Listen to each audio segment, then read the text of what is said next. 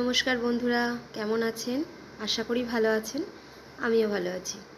তনুশ্রীর এই ছোট্ট কিচেনে আপনাদের সকলকে জানাচ্ছি অনেক অনেক স্বাগত। আমরা কিচেন সকলেই ভালো রাখতে, পরিষ্কার রাখতে পছন্দ করি, কিন্তু কিচেন কিভাবে আমরা পরিষ্কার রাখবো যাতে আমাদের কম খাটুনি হয়, সেই বিষয়ে আপনাদের সঙ্গে কয়েকটা টিপস আমি শেয়ার করব। আমি যেভাবে নিত্যদিনের কাজকর্ম করে থাকি, কিছু কিছু টিপস আপনাদের সঙ্গে শেয়ার করছি।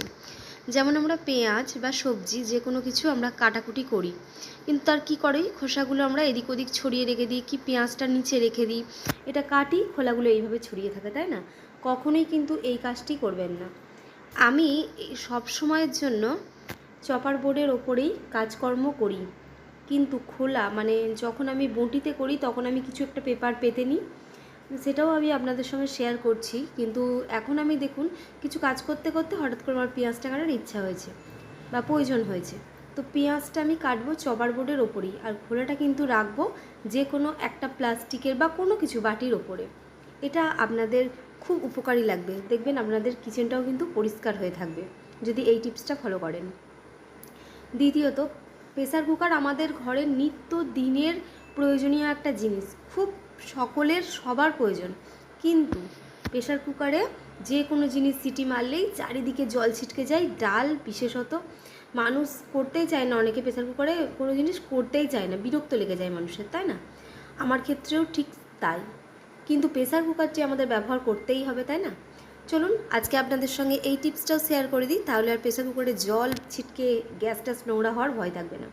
এই যে নবটা দেখছেন, এই নবটার ওপরে সর্ষের তেল খানিকটা ঢেলে দেবেন। যে কোনো জিনিস মানে সিটি প্রেসার কুকারে দেওয়ার সময় দেখুন আমার প্রেসার কুকারটাই এবার সিটি মারছে, আর কিন্তু জলও ছিটকাবে না।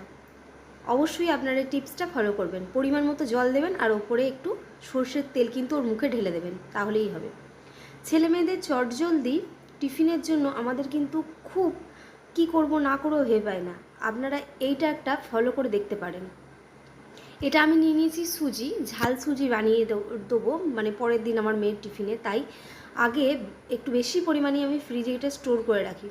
এখানে কালো জিরে, তেল, কালো জিরে আর হচ্ছে শুকনো লঙ্কা, কারি পাতা দিয়ে ফোড়ন দিয়ে ভালো করে নেড়ে চেড়ে সুন্দর করে রেখে দিয়েছি ফ্রিজে। যখন মন তখন আমি নিয়ে নেব, দিয়ে আমি ফ্রিজ থেকে নিয়ে রান্না করব, কোনো ব্যাপারই নেই।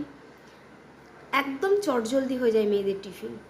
আর এই রকম ছোট ছোট কন্টেনার, আমরা আইসক্রিম তো গরমকালে প্রচুর পরিমাণে খাওয়া হচ্ছে, তাই না? এরকম কন্টেনার সবার সবার ঘরেই আসছে এখন, আমরা ফেলে দিই, কিন্তু একদম না, এগুলো ফেলবেন।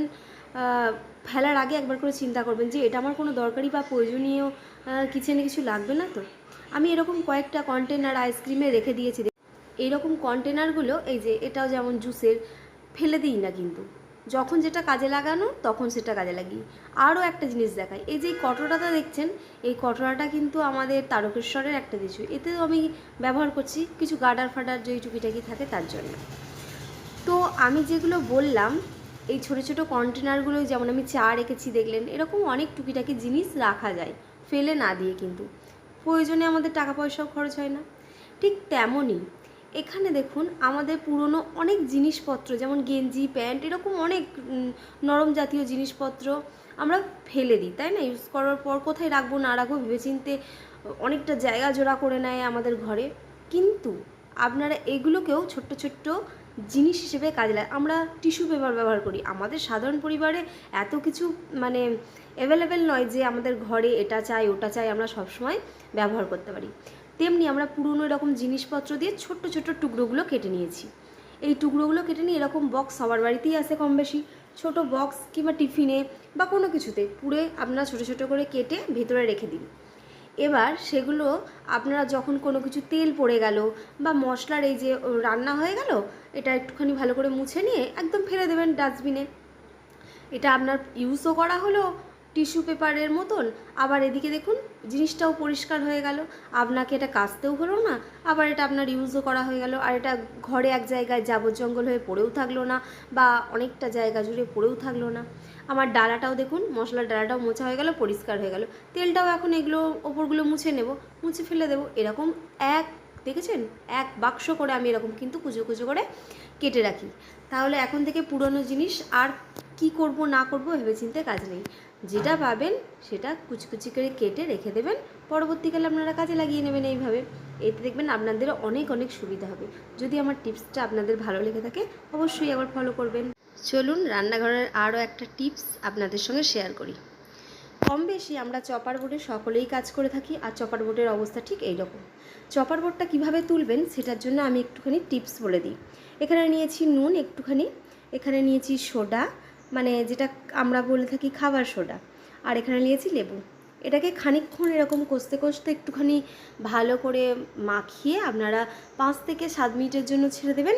তারপর আপনাদের স্কচব্রাইট কিংবা যে তারের যে জালিগুলো হয় না সেগুলো দিয়ে একটুখানি ঘষে নেবেন।